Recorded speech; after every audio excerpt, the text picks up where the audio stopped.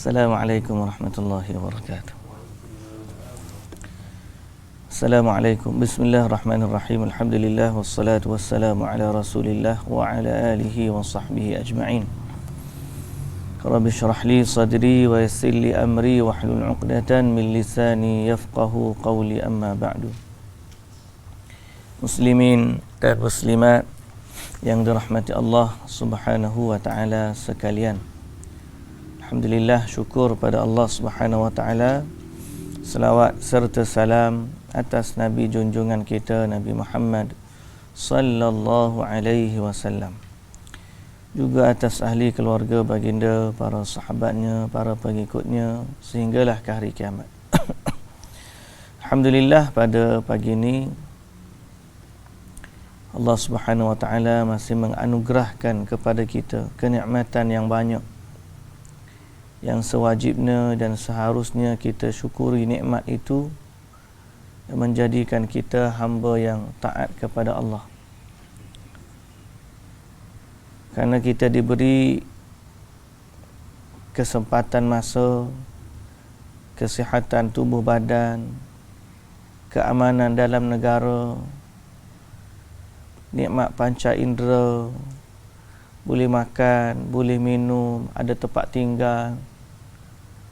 Semua tu nikmat yang Allah Ta'ala berikan kepada kita dan kepada hamba-hambanya yang lain, yang kira-kiranya cukuplah bagi kita untuk menjadi hamba yang bersyukur. Bukan setakat cukup, lebih pada cukup dah. Nah, lebih pada cukup dah nak jadi hamba yang bersyukur. Sebab kadang-kadang yang menjadikan kita ni kurang bersyukur adalah nikmat hak kita tak dapat, kita duk fikir. Kita duk fikir dia nikmat-nikmat hak kita tak dapat tu. Oh, aku ni tak kaya lagi ni, jadi belum tak boleh nak syukur lagi. Aku ni tak sihat lagi ni. Aku ni tak macam-macam lah nikmat hak kita duk fikir dalam kepala kita tu. Tapi sebenarnya banyak sangat nikmat yang Allah beri kepada kita yang kita tak minta pun dia bagi. Dan kita berharap dan pernah tak terlintas pun di mulut kita, dia tetap bagi pada kita. Okey? Jadi nikmat ni jangan kita hak minta baru kita fikir tu nikmat dia bagi. Kena fikir apa yang kita dapat. Jangan fikir apa yang kita minta. Sebab ada yang kita dapat ni kita tak pernah minta pun. Tapi bila kita hitung-hitung, Allahu Akbar, banyaknya nikmat Allah kepada kita. Cuma kita je dari sudut tahap syukurnya tidak seperti nikmat yang kita dapat. Semoga Allah Azza wa Jalla mengampunkan kekurangan kita dalam bersyukur dan menambahkan rasa syukur dalam hati kita dan mentaufikkan diri kita untuk mentaatinya sebagai tanda syukur kepada Allah. Baik muslimin dan muslimat yang dirahmati Allah, hari ini ayat yang kita nak baca ialah ayat yang ke-31 dari surah Al-A'raf. Yang kita baca ayat tu dulu, insya-Allah. Bukan surat 154 bagi orang yang ada mushaf. Yang dalam juzuk yang ke-8 surah Al-A'raf. A'udzubillahi minasyaitonir rajim. يا بني آدم خذوا زينتكم عند كل مسجد وكلوا واشربوا ولا تسرفوا إنه لا يحب المسرفين قل من حرم زينة الله التي أخرج لعباده والطيبات من الرزق قل هي للذين آمنوا في الحياة الدنيا خالصة يوم القيامة كذلك نفصل الآيات لقوم يعلمون قل إنما حرم ربي الفواحش ما ظهر منها وما بطن والإثم والبغي بغير الحق وأن تشركوا بالله ما لم ينزل به سلطانا وأن تقولوا على الله ما لا تعلمون ولكل أمة أجل فإذا جاء أجلهم لا يستأخرون ساعة ولا يستقدمون. Baik, kita berhenti situ dah dulu. Baik, Bismillahirrahmanirrahim. Muslimin dan muslimat yang dirahmati Allah Subhanahu wa ta'ala sekalian. Sebelum kita baca terjemahan ayat ni, kita ambil dulu kesinambungan ayat sebelumnya, ataupun kita nak tambah sikit perbahasan yang kita dah sebut pada ayat sebelumnya. Okey, apa yang Allah Ta'ala sebut, fariqan hada wa fariqan haqqa alaihimud dhalalah. Sebahagian dari umat diberi hidayah petunjuk oleh Allah untuk beriman dan beramal salih. Wa fariqan haqqa alaihimud dhalalah, dan sebahagian lagi berhaklah mereka ditimpa kesesatan, dalam kurungan dengan pilihan mereka sendiri. Kerana apa? Innahum ittakhadhus syayatin awliya'a min dunillah. Kerana sesungguhnya mereka telah menjadikan syaitan-syaitan itu sebagai pemimpin yang ditaati selain Allah. Wa yahsabuna annahum muhtadun, serta mereka pula menyangka bahawa mereka berada dalam petunjuk hidayah. Ini kita dah sebut semalam betapa talbis iblis ni menampakkan seseorang yang sesat seakan-akan mereka berada dalam petunjuk. Dia rasa dia betul, dia rasa dia benar, padahal dia mengikut petunjuk syaitan. Dan petunjuk syaitan sama ada kita dah sebut, syaitan ni dia tunjuk kepada syahwat atau dia tunjuk kepada syubuhat. Syahwat biasanya mudah dikenali. Mana petunjuk syaitan dalam syahwat, dia suruh kita buat maksiat. Dia suruh seseorang tu berzina, mencuri, merompak, berjudi, minum arak. Semua orang tahu benda ni maksiat, tapi orang panggil terjebak kerana syahwat mereka. Yang kedua, syaitan tunjuk kepada syubuhat. Syubuhat ni lagi bahaya. Kenapa syubuhat lagi bahaya daripada syahwat? Kerana syubuhat dia menyangka dia mendapat hidayah. Syubuhat ni dia sangka dia betul. Kerana syubuhat ni dipanggil kesamaran. Syubuhat ni kesamaran. Dan kesamaran ni bukan sekadar dalam benda makanan. Kita ni biasa sebut syubuhat, sebut makanan lah. Oh, ini halal, ini haram, yang ni syubuhat. Syubuhat ni tak tahu halal ke haram. Jadi sebaiknya kita jauhi benda syubuhat. Syubuhat ni bukan sekadar dalam makanan dan minuman. Syubuhat juga berada dalam keyakinan dan kefahaman. Yang ni akidah seseorang itu. Syubuhat dia nampakkan akidah tu benar, padahal akidah tu salah. Dia nampakkan akidah tu benar, padahal akidah tu salah. Syubuhat juga boleh berlaku pada perbuatan. Disangka perbuatan tersebut soleh, baik, padahal dia tidak baik. Itu makna kesamaran. Jadi yang kedua ni lebih bahaya. Yang kedua ni lebih bahaya. Sebab tu disebut pelaku bid'ah, orang yang tertipu dengan syubuhat. Sebab apa? Disangka amalan mereka sunnah atau baik, tapi sebenarnya tertolak.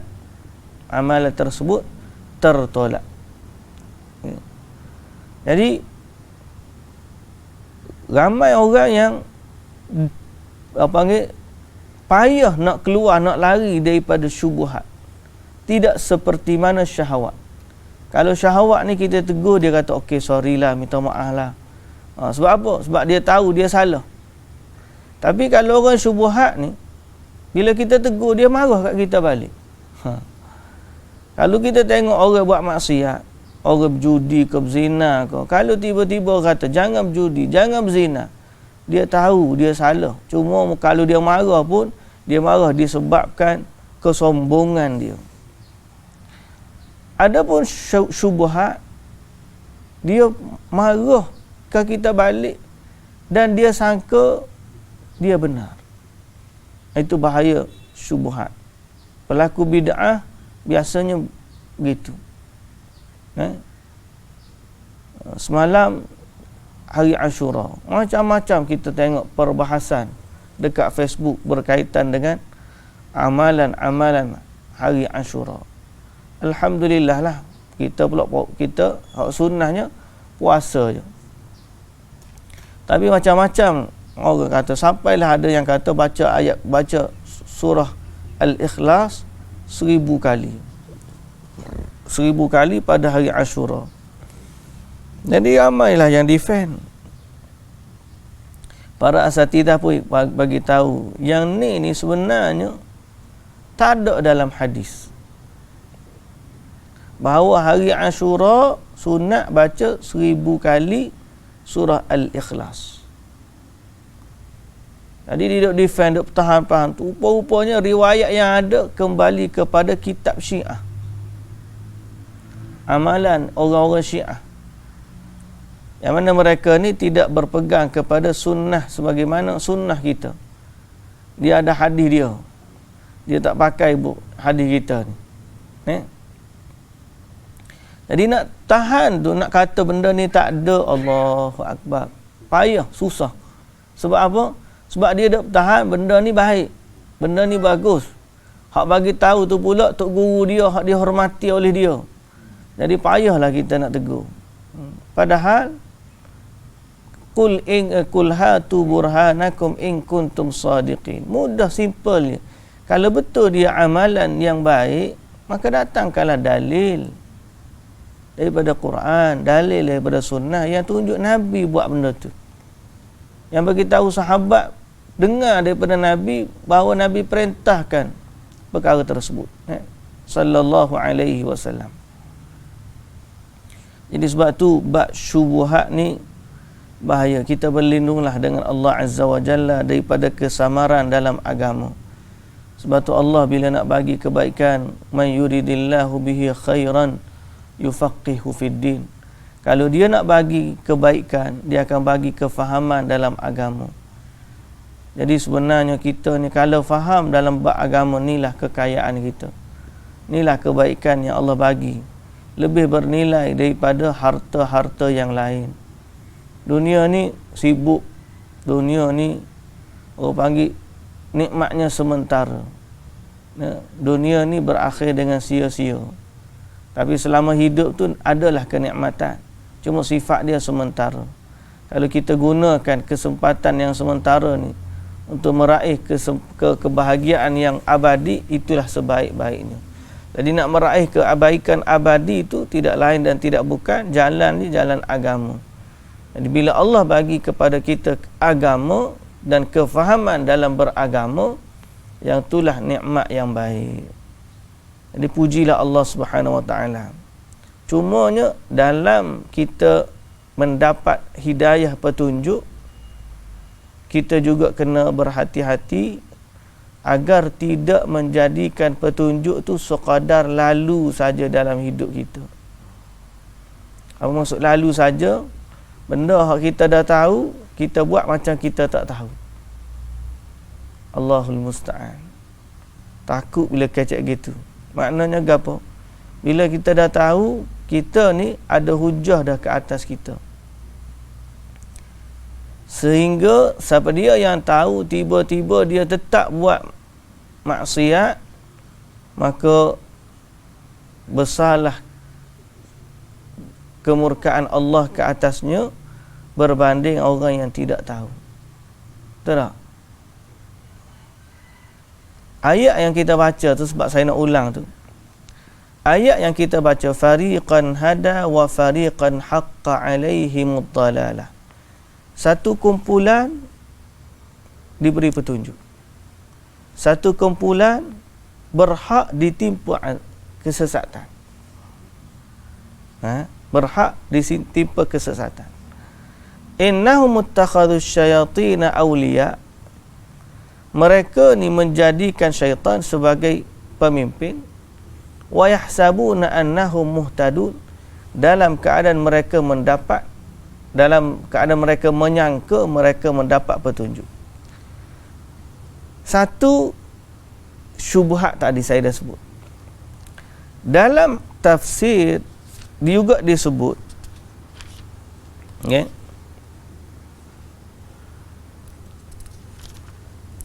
Dalam tafsir disebut, berkata Ibnu Jarir,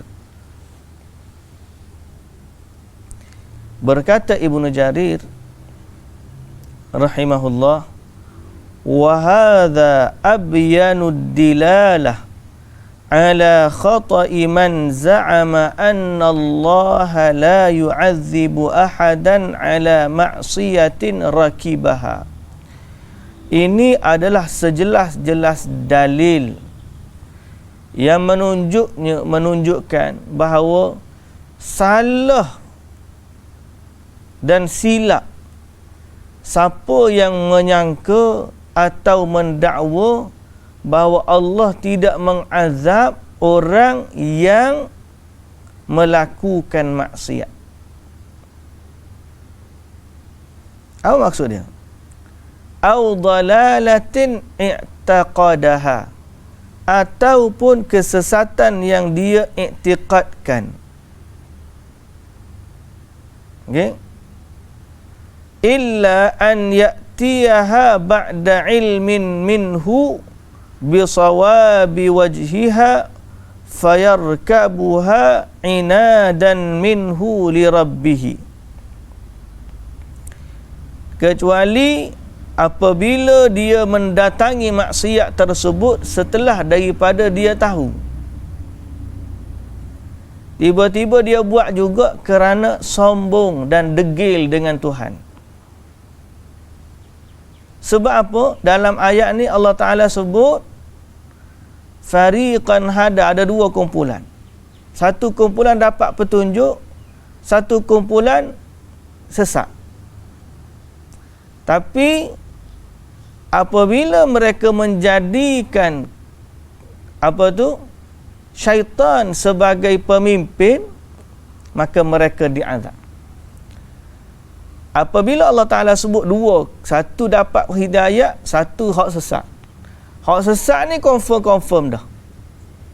Kan? Sebab dia sesat, dia buat tidak ikut petunjuk, dia jadikan syaitan, dia ikut syaitan, kemudian dia diazab. Dia dalam kesesatan dia diazab. Satu lagi Allah Ta'ala sebut yang mendapat petunjuk. Fariqan hada fariqan innahum muttakhadhu syayatin, mereka ni menjadikan syaitan sebagai pemimpin. Jadi kata Ibnu Jarir, kalau Allah Ta'ala maksudkan orang yang kafir sahaja, tak ada makna Allah Ta'ala sebut dua kumpulan depan. Faham tak? Jadi bila Allah Ta'ala sebut ada orang yang mendapat petunjuk, ada orang yang sesat, tapi bila mereka menjadikan syaitan sebagai pemimpin, mereka akan berhak untuk diazab, walaupun mereka menyangka mereka mendapat petunjuk. Jadi ada dua yang akan diazab. Pertama, orang sesat tidak mendapat petunjuk.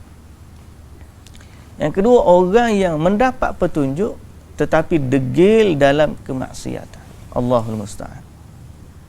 Dia dah tahu dah, tapi tetap dia degil. Maknanya, kalau yang pertama orang yang kafir, orang yang mendapat petunjuk tapi degil ni adalah orang yang beriman tapi melakukan kemaksiatan. Kata Ibnu Jarir di sini, li'annahu law kana kadzalika lam yakun baina fariqid dhalalah alladhi dhalla wa huwa yahsabu annahu hadin wa fariqul huda farqun. Kalau tidak seperti mana yang kita sebutkan, iaitu ada yang sesat, ada yang melakukan maksiat tu, nescaya tidak ada bezanya, tidak ada makna Allah Ta'ala membezakan dua kumpulan tersebut. Jadi Allah Ta'ala yang sebut ada dua kumpulan, satu kumpulan dapat hidayah, satu kumpulan sesat. Tapi mereka menjadikan syaitan sebagai pemimpin. Jadi ada yang menjadikan syaitan sebagai pemimpin dalam kesesatan, dan ada yang masih ikut syaitan dalam petunjuk. Maknanya dia dah dapat hidayah, cuma degil, masih lagi degil dalam keingkaran. Allahul Musta'an. Takut dengar lagu tu. Takut dengar. Maknanya seorang ni tidak dinilai pada ilmunya. Dia tidak dinilai pada ilmunya sahaja, yang kita sebut sebagai hidayatul irsyad. Hidayah mendapat petunjuk dari sudut ilmu. Tak cukup. Dia nak hidayatul taufiq, hidayah yang mentaufikkan kita beramal sesuai dengan apa yang Allah Ta'ala redha, beramal dengan sesuai apa yang ilmu kita ada.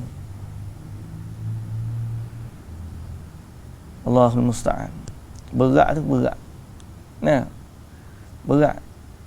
Banyak kita tahu, tapi amal kita tu tak selari dengan ilmu. Semoga Allah Azza wa Jalla mengampunkan kita. Lepas tu istighfarlah jawapan kita di saat kita rasa lemah, di saat kita rasa kurang.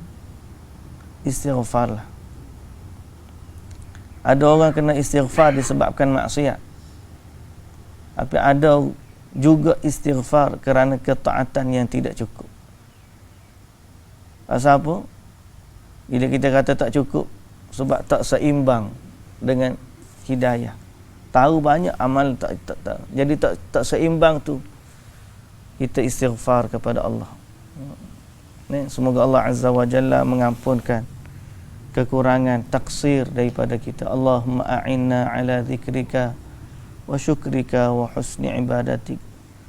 Moga-moga Allah bantu kita dalam mengingati Allah, dalam bersyukur kepada Allah, dalam memperelokkan ibadah kepada Allah Subhanahu wa ta'ala. Cuma satu je yang menjadikan kita ni tak putus harapan dengan Allah. Walaupun kita ni banyak dosa dan kesilapan, tapi jangan pernah putus asa dari rahmat Allah. Takut tu ada, memang takut tu, Allahu Akbar, takut. Cuma jangan putus harap daripada rahmat dan keampunan Allah. Sebab tu kita istighfar. Tanda tak putus asa kita dari rahmat Allah. Sebab kalau nak kira banyaknya kita ni, salah kita tu banyak. Orang je tak nampak. Orang memang tak nampak, dia tengok kita ni molek je. Molek lah, sebab kita ni Allah Ta'ala tutup aib kita. Kalau Allah Ta'ala buka, panjang ceritanya. Panjang ceritanya. Semoga Allah Subhanahu wa Ta'ala ada yang kita kata satu, harapan kita tu kerana Allah Ta'ala mengasihi hamba-hambanya yang bertauhid kepadanya. Sebab ada hadis-hadis rahmat yang Allah Ta'ala ni akan ampunkan dosa siapa saja yang mengucapkan la ilaha illallah. Atas dasar tu adalah harapan kita. Cuma jangan berasa tak apalah, okey lah, kamu tak buat pun Allah Ta'ala maha apa. Yang tu sombong, inad dia panggil, degil. biar kita ni ada rasa kena apa, kena cubit lah sikit. Kena susah sikit. Allah Ta'ala bagi tu supaya kita ni senantiasa ingat kepada Allah Subhanahu wa Ta'ala. Astaghfirullah, astaghfirullah, astaghfirullah. Baik, baru kita nak sambung ayat hari ni. Ayat hari ni cerita dia, ya bani Adam khudhu zinatakum inda kulli masjidin. Wahai anak Adam, pakailah pakaian kamu yang indah, berhias pada tiap-tiap kali kamu ke tempat ibadat atau mengerjakan sembahyang, dan makanlah serta minumlah, dan jangan pula kamu melampau. Sesungguhnya Allah tidak suka akan golongan-golongan yang melampaui batas. Ayat ni pula perintah untuk memakai pakaian yang cantik bila pergi ke masjid. Secara khususnya membicarakan tentang amalan orang kafir yang pergi tawaf bertelanjang. Jadi Allah Ta'ala kata pakai pakaian sebagai bantahan terhadap orang musyrikin yang yang tawaf di Kaabah dalam keadaan bertelanjang. Dan kita dah sebut dah semalam perihal mereka. Yang lelaki tawaf di siang hari, yang perempuan tawaf di malam hari dalam keadaan gelap. Dan mereka mengatakan al-yawma yabdu ba'duhu aw kulluhu wa ma bada minhu fala uhillahu. Dia kata apa? Hari ni terbuka belaka.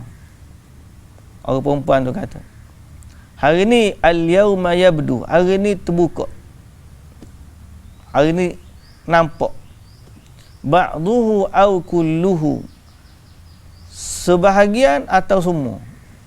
Ada hak nampak semua, ada hak nampak sebahagian. Wa ma bada minhu, dan apa yang nampak aku tidak halalkan ia.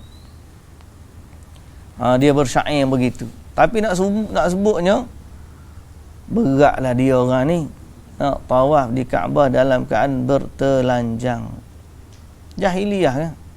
Orang jahiliyah. Siapa kelau ni pun ada. Orang jenis suka bertelanjang. Tapi yang ni telanjang dia niat ibadat. Tu bahaya. Telanjang dia tu niat ibadat. Dahsyat. Kita pakai baju, kita niat ibadat. Ada orang telanjang dia tu niat ibadat. Salah satunya musyrikin lah. Dalam konteks zaman hari ni, ada orang bertelanjang dikira itulah kebebasan, itulah ketamadunan. Makin dia merdeka, makin dia bebas. Jadi bila dia bebas, tanda dia boleh buat apa saja. Antara yang dia boleh buat apa saja ialah dia nak telanjang.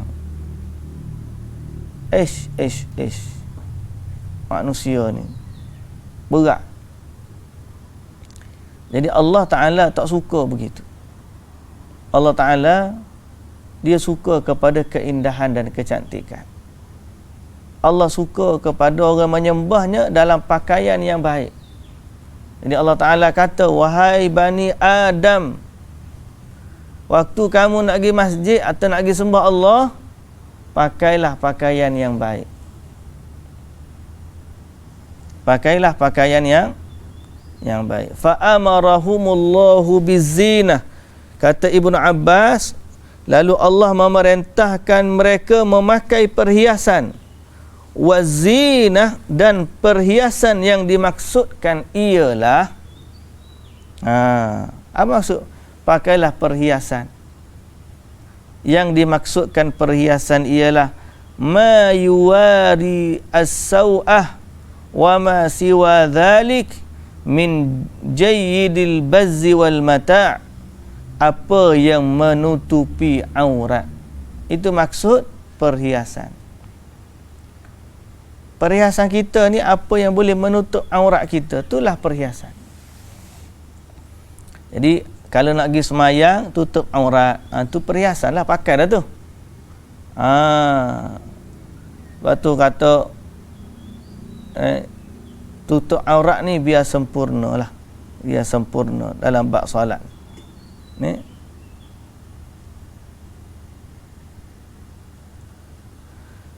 Dan berkata ulama salaf dalam bab tafsir, annaha nazalat fi tawafil musyrikin bil baiti uratan. Ayat ni turun pada golongan musyrikin yang tawaf dalam keadaan bertelanjang. Adapun dalam hadis terdapat juga perintah bagi orang beriman untuk memakai perhiasan tambahan dari sifat menutup aurat. Maknanya tutup aurat tu okey dah, tapi ada lagi tambahan kepada sifat menutup aurat. Jadi takkanlah oleh kerana kita ni, oleh kerana aurat daripada pusat sampai ke lutut, semayang pakai pelekak je, baju tak pakai. Tak boleh lagu tu lah.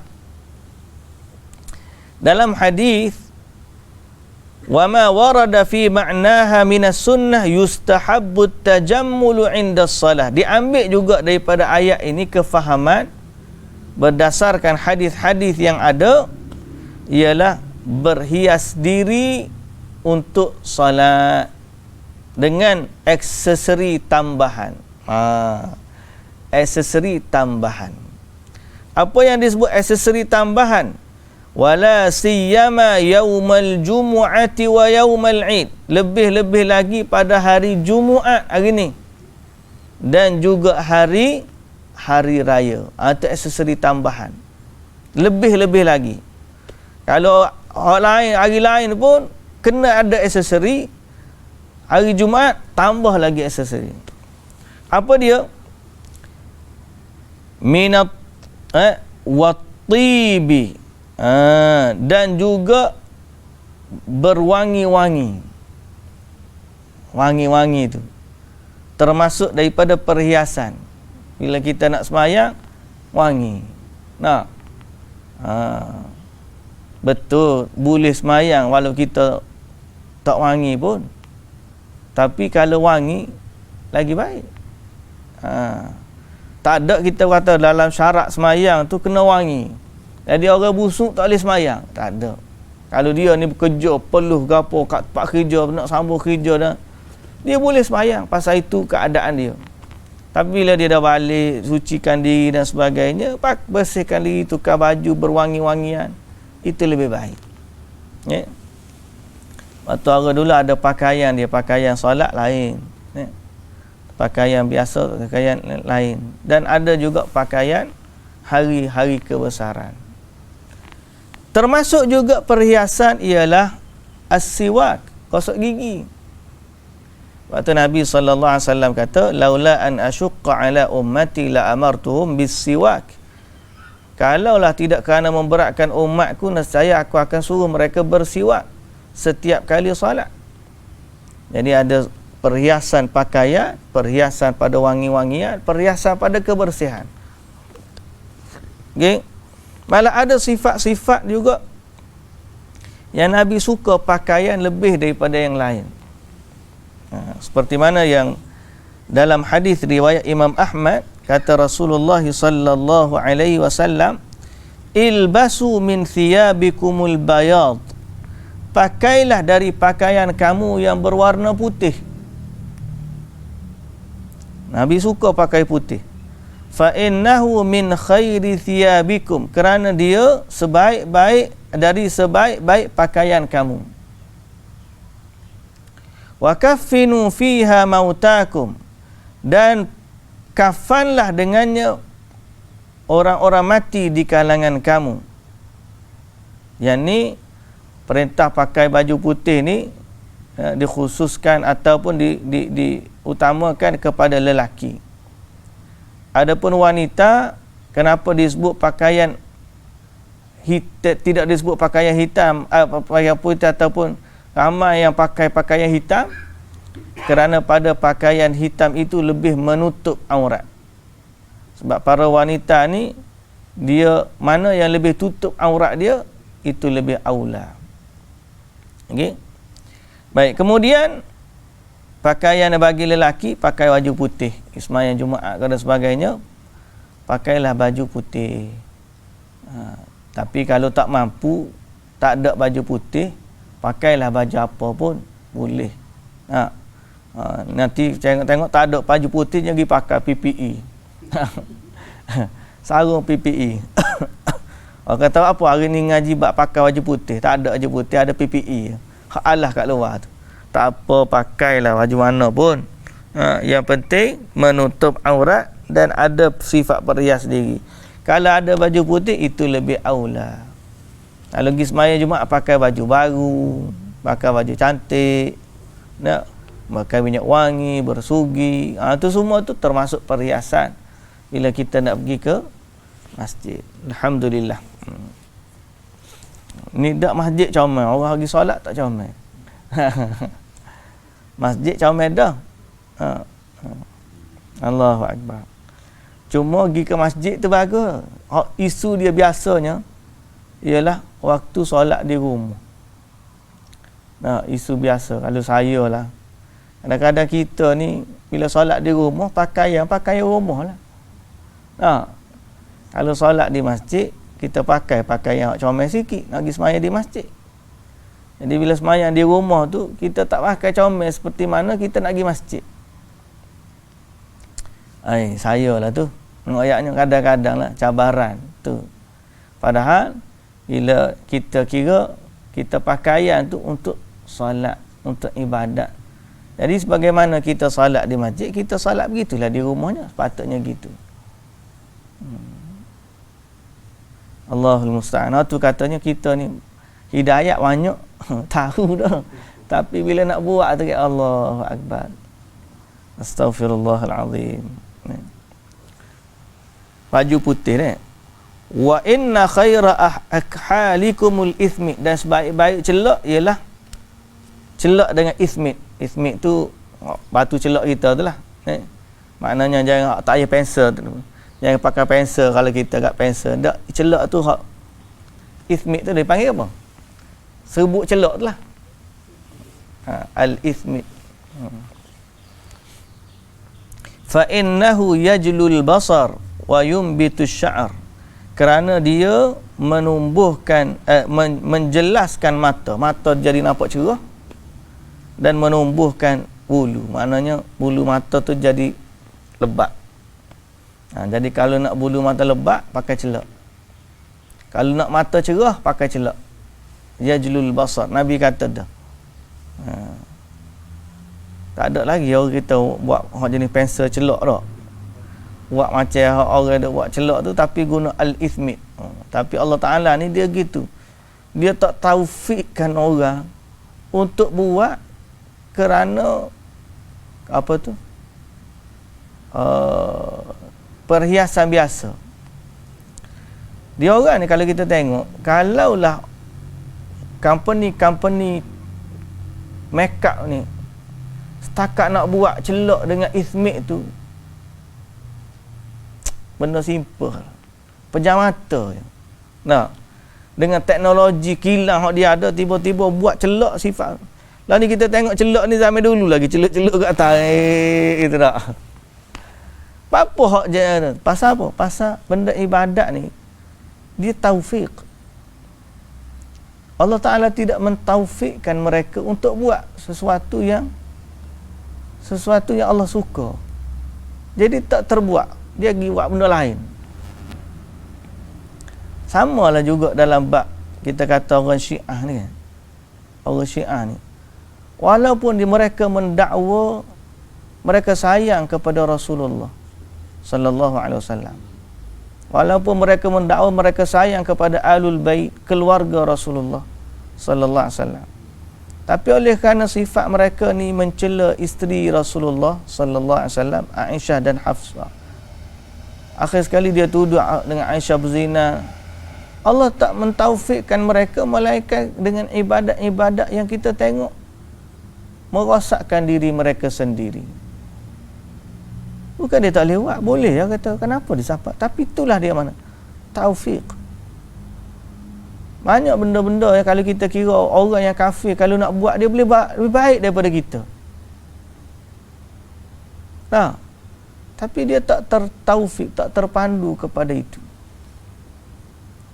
Dan kita kata dari sudut perubatan, ada habbatus sauda, ada perubatan rawatan-rawatan hak Nabi sallallahu alaihi wasallam ajarkan.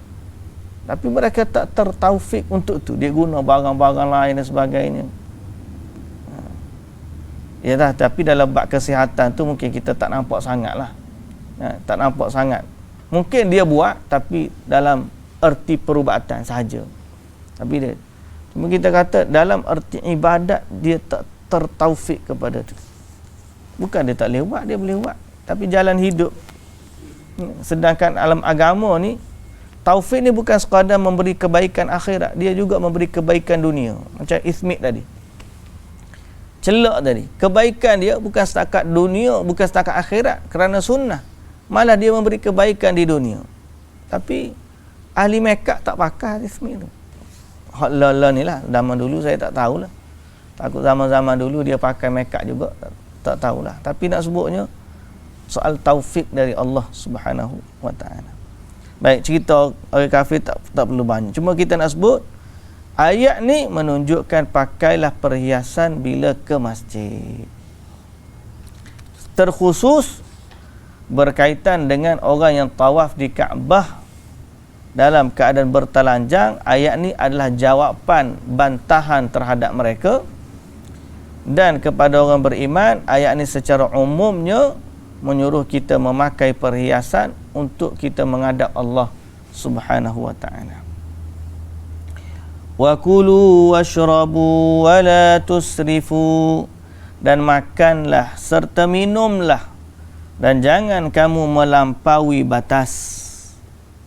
Ni innahu la yuhibbul musrifin, sesungguhnya Allah tidak suka kepada orang-orang yang melampaui batas.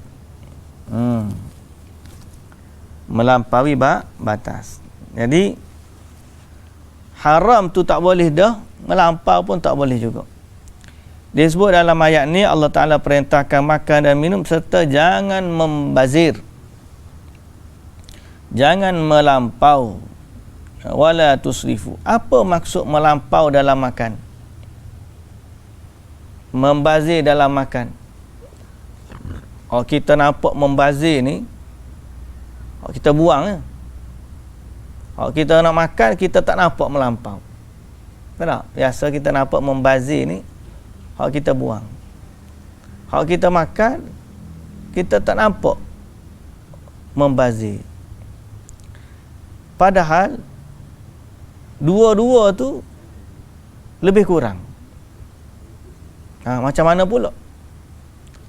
Orang yang makan dengan banyak benda yang dia tak perlu makan pun, hatta kemudian dia makan sampai orang panggil terlebih penuh lah kita kata, sampai skop makan. Tapi zaman kita ni memang makanan banyak. Kata dalam hadis riwayat An-Nasa'i dan juga At-Tirmidzi, ma mala abnu adam wi'an syarran min batnihi, tidak ada seorang anak Adam memenuhkan bekas lebih buruk berbanding perutnya sendiri. Maknanya hak bubuh dalam perut tu buruk juga. Tidaklah manusia bubuh dalam satu bekas sesuatu yang lebih buruk daripada perutnya sendiri. Macam mana? Bihasbi ibni Adam ukulatin yuqimna sulbahu. Cukuplah bagi dia beberapa suapan yang menegakkan tulang belakangnya. Makna makan untuk kuat, sihat. Fa in kana fa'ilan fala mahalah, kalau dia boleh buat, la mahalah, kalau dia nak makan jugalah. Kalau dia nak makan, padahal dia cukup beberapa suap je. Tapi kalau dia nak makan banyak juga, cukuplah 1/3 makanan, 1/3 minuman, 1/3 lagi nafas. Mari kita apa dia? 1/3 nasi, 1/3 lauk, 1/3 air. Paman nak nafas tu? Dia kata nafas tu Tuhan jaga. Tak mati ya. Allahu Akbar. Jadi membazir ni termasuk juga makanan yang berlebih-lebihan. Makanlah sekadar makanlah kita. Ni ada siapa pun kak Allah pergi makan. Kalau kita tengok cara orang makan lah, saya tengok kadang-kadang di Facebook tu kan, ada seorang hak jenis makan, dia panggil apa? Satbai tu, satbai. Tahu satbai? Satbai tu dia hak chef, hak tabur garam gitu tu. Dia tabur garam tu suruh jatuh atas lengan dia, lepas tu seleruk atas meja makan. Lepas tu dengan potong daging dia memang sedap lah. Tapi ya Allahu Akbar, ada siapa orang ni stik tu, daging stik tu nak salut dengan emas. Gila sungguh cara orang makan ni. Memang makanan tu dia salut dengan emas. Dalam Islam pinggan emas pun haram. Pinggan emas tu haram. Dia ni stik dia tu salut dengan emas. Potong makan daging bersalut emas. Oh, kita black pepper paling-paling breadcrumb lah. Mana salut tu dengan serbuk roti tu lah. Buat KFC ke apa, bersalut lah. Ayam goreng bersalut. Oh, dia waris stik bersalut emas. Makan, tapi perlu tak makanan gitu? Membazir pun. Tama-tama kalau kita makanan di hotel. Oh, di hotel makan sikit, buang banyak, bertantan makanan. Tapi tak tahulah, mungkin dia undang-undang puak dia lagu tu, dia tak boleh bagi ke orang luar. Food bank tu adalah pernah buat, tapi tak tahulah setahu mana jadi tak jadi. Jadi sifat makan dan minum ni kena berhemah, jangan membazir, kerana innahu la yuhibbul musrifin. Allah tak suka kepada orang yang membazir. Qul man harrama zinatallahi allati akhraja li'ibadihi wat-tayyibati minar rizq. Katakanlah wahai Muhammad, siapakah yang berani mengharamkan perhiasan yang telah dikeluarkannya untuk hamba-hambanya, dan demikian juga benda-benda yang baik lagi halal dari rezeki yang dikurniakannya. Okay? Rezeki yang baik yang dikurniakannya. Jadi maknanya di sini, Rasulullah Ta'ala raddan ala man harrama syai'an minal ma'akil awil masyarib awil malabis min tilqa'i nafsihi min ghairi syar'in minallah. Allah membantah orang-orang yang mengharamkan sesuatu dari makanan, dari minuman, dari pakaian tanpa ada perintah dari Allah. Seperti mana orang-orang musyrikin mengharamkan pakaian dalam ibadat mereka. Kan? Bila dia kata tak boleh pakai, berarti dia mengharamkan pakaian waktu tu. Siapa yang kata tak boleh? Nah, jadi jangan kita harapkan apa yang Allah Ta'ala benarkan. Tak boleh. Begitulah juga dalam bab makanan dan minuman. Jangan haramkan apa yang Allah halalkan. Berarti kalau Allah bagi makan, makan. Kalau Allah suruh makan, kita makan. Tiba-tiba ada puak dia tak makan daging. Dia kata vegetarian. Kalau dia tak nak makan daging sebab kolesterol, darah tinggi, itu lain ceritalah. Sebab ada asbab, bukan mengharamkan yang halal. Tak, ni dia kata kita ni tak boleh makan daging, haram.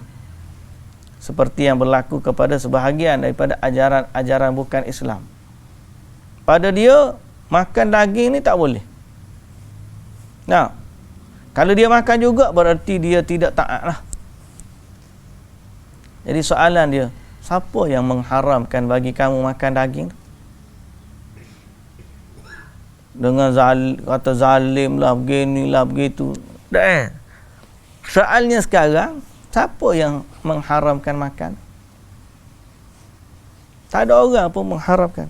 Cuma min tilqa'i nafsi, dia yang sangka makan daging ni tak baik sebab menzalimi binatang, mematikan nyawa.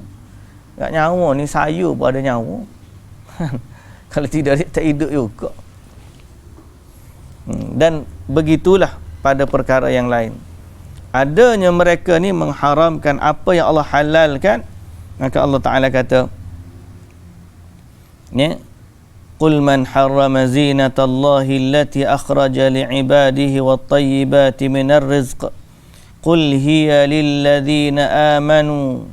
Katakanlah, semua itu adalah nikmat bagi orang-orang yang beriman dan juga orang yang tidak beriman dalam kehidupan dunia. Jadi pakaian tu pakailah, makanan tu makanlah, yang boleh minum tu minumlah. Yang Allah Ta'ala bagi, yang Allah Ta'ala tak bagi, barulah tak makan. Ya. Kadzalik khalisatan yaumal qiyamah. Ya.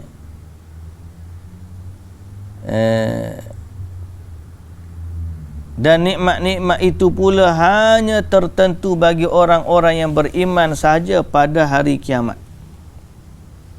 Qul hiya lilladzina amanu fil hayatid dunya khalisatan yaumal qiyamah. Katakanlah, bagi orang beriman, nikmat itu nikmat itu di dunia dan hak tertentu bagi orang beriman pada hari kiamat. Maknanya apa? Makanan, minuman, pakaian adalah nikmat yang Allah bagi di dunia. Yang ni orang kafir pun boleh merasai ini. Tapi pada hari akhirat, dia hanya milik orang beriman. Orang kafir kalau berada dalam neraka nak pakai baju boleh, tapi dipakaikan baju dari api neraka. Nak minum boleh, tapi diberikan air yang sangat panas mendidih sehingga menggelegak, hancur perutnya. Nak makan boleh, tapi nak makan diberi dari buah zakum yang berduri, dan bila ditelan robek habis isi perutnya. Wal'iyadzu billah, kita berlindung dengan Allah daripada seksaan api neraka. Jadi qul hiya lilladzina amanu fil hayatid dunya khalisatan yaumal qiyamah. Kadzalika nufassilul ayati liqaumin ya'lamun. Dan begitulah kami, demikianlah kami jelaskan ayat-ayat keterangan kami satu persatu bagi orang-orang yang mahu mengetahui. Okey. Qul innama harrama rabbiyal fawahisha. Katakanlah juga, sesungguhnya Tuhanku hanya mengharamkan perbuatan-perbuatan yang keji. Jadi makanan tu Allah Ta'ala tak adalah yang haramkan, melainkan yang keji lah, yang beracun, yang tak baik. Perbuatan pun lagu tu juga. Dan semua yang Allah Ta'ala haramkan adalah perkara yang buruk. Yang baik Allah Ta'ala halalkan. Qul man harrama qul innama harrama rabbiyal fawahisha ma zahara minha wa ma batan. Katakanlah, sesungguhnya Tuhanku hanya mengharamkan perbuatan-perbuatan yang keji, sama ada yang nyata atau yang tersembunyi, wal ithma, dan dosa, wal baghya bighairil haqq, dan perbuatan ceroboh yang tidak ada alasan yang benar.